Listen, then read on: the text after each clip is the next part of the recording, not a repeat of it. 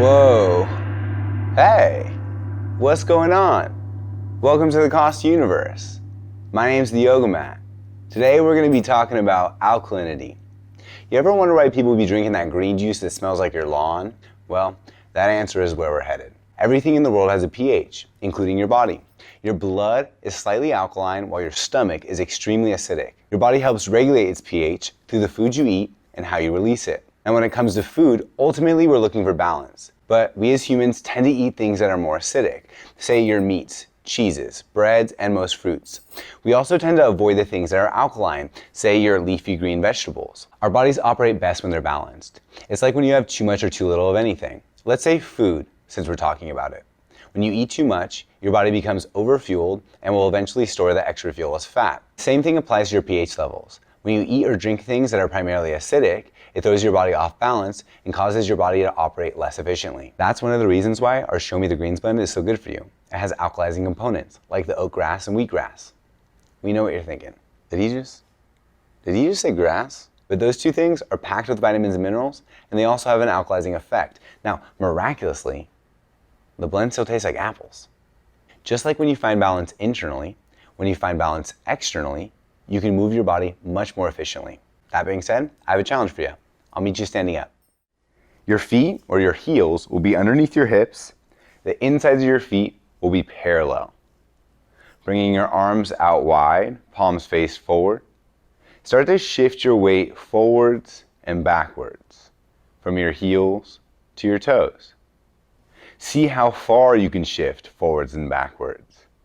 Maybe as you shift forward into your toes, you can lift your heels. And as you shift your weight back into your heels, you can lift your toes. Now as you do this, see if you can find a center point in between. And start to narrow that shift, aiming for that center point. Once you've locked into it, start to shift side to side. From right foot to left foot. How far can you shift side to side? The next time you're in your right foot, stay there. Micro bend your right knee, squeeze your right glute, then play with lifting your left heel. Maybe you can float your left foot up off of the ground. Maybe you can start to reach your left leg forward. If you can do that, maybe you can bring it out towards the left side of your space. Maybe even back behind you. Play around with this leg, shifting your leg as far as you can to the left. Maybe you can float your left knee in line with your left hip. If that's easy, try straightening your leg.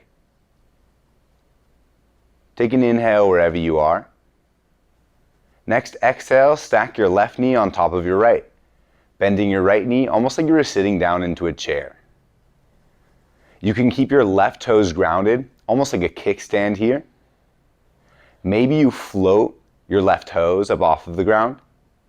Maybe you can wrap the left foot around the right shin. Either way, squeeze your knees together. You can use your arms for balance, almost like cat whiskers. Take an inhale wherever you are. Reach up from through the very top of your head. Reach it towards the ceiling or the sky. And as you exhale, squeeze your glutes and see if you can sit a little bit lower. Do that one more time. Inhale, find length in your spine. Exhale, maybe you find a little more depth in your seat. Next inhale, you're going to slowly flow out of this. If you can, keep your left foot lifted. If you need to, you can set it down and shake your right leg out. Moving on to the next posture, join me when you're ready. You'll shift your left knee out to the left side of the room. Maybe bringing the left foot to the inner right thigh. If that's too much, you can bring the left foot to the inner right shin. Maybe the inner right ankle. Now, whatever you do, avoid your knee. And when you have your position, grab onto your hips and turn them to face forward. Squeeze both glutes. Press the outer left knee towards the wall or space behind you and squeeze your belly. You can stay here, or you can play with reaching your arms out, maybe up. Maybe you can wave them side to side. Hey.